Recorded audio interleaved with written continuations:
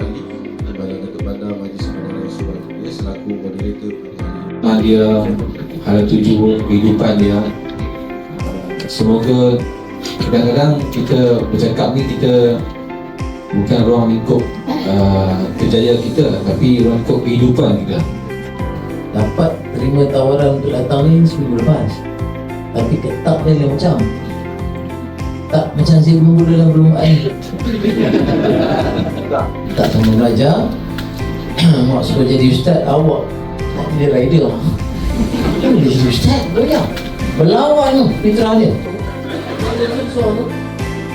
Tawarkan peringkat semi pro, masa tu semi pro umur 19 lah.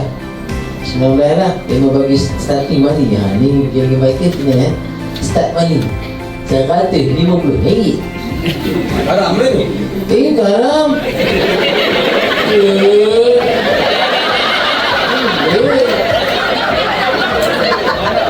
Itu kira haram.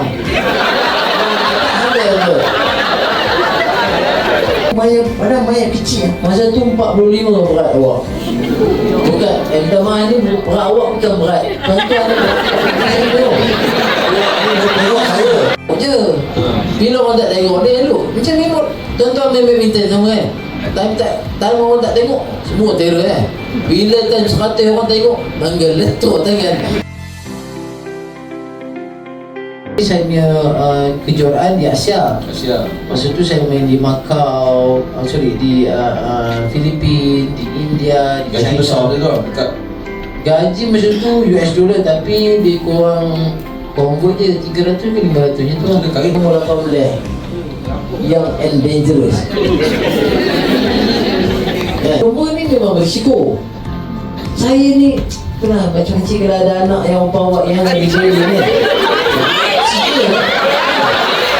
Royak dia berbuat.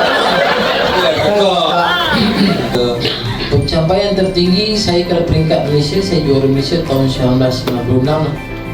96 juara Malaysia. Cuma saya berkesempatan ke peringkat dunia ni pada tahun 1997. Boleh juga. Boleh pendek.